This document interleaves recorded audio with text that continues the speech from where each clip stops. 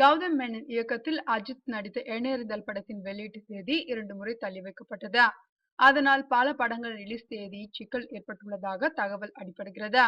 குறிப்பாக கொம்பன், காக்கி சட்டை, அநேகன் உள்ளிட்ட பல படங்களின் ரிலீஸ் தேதி பிரச்சனையாகி இருக்கிறதாம். எண்ணெறிந்தால் பொங்கலுக்கு ரிலீஸ் என்று சொல்லப்பட்டதால் பல படங்கள் ஜனவரி 29ஆம் தேதி ரிலீஸ் செய்ய திட்டமிடப்பட்டது. இந்த நிலையில் கடைசி நேரத்தில் எண்ணெறிந்தால் படமே ஜனவரி 29ஆம் தேதிக்கு தான் ரிலீஸ் என்று சொல்லப்பட்டது. அதை நம்பி பிப்ரவரி 13 அன்று அநேகன் படத்தை வெளியிட தீர்மானித்து தியேட்டர்களை கமிட் பண்ணினார்கள்.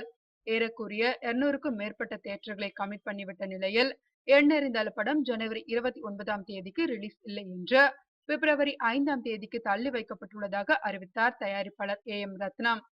அவருடைய இந்த அறிவிப்பு அநேகன் தயாரிப்பாளரை கடும் அதிர்ச்சிக்குள்ளாக்கியதாக கேள்வி. எண்ணெறிந்தால் பிப்ரவரி 5 அன்று வெளியானால் அதற்கு அடுத்த வாரமே, அதாவது பிப்ரவரி 13 அன்று அநேகன் படத்தை வெளியிடும் போது தியேட்டர்கள் கிடைக்காது.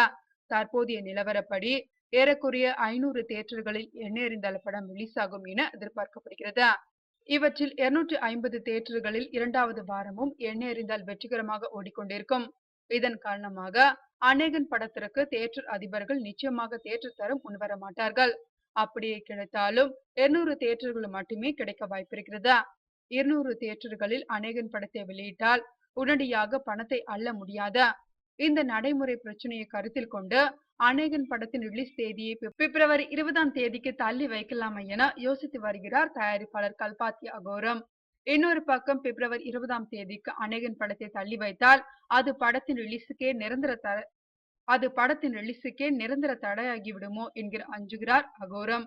காரணம், சலவை தொழில் செய்பவர்கள் அநேகன் படத்தின் பாடல் வரிகள் இழிவுபடுத்தி விட்டதாக அப்படத்திற்கு எதிராக போராட்டத்தை தொடங்கிவிட்டனர் சலவை தொழில் செய்பவர்கள். அவர்களின் போராட்டம் தீவிரமடைந்தால் படத்தின் நிலை என்ன ஆகும் என்று அஞ்சுகிறார்கள்.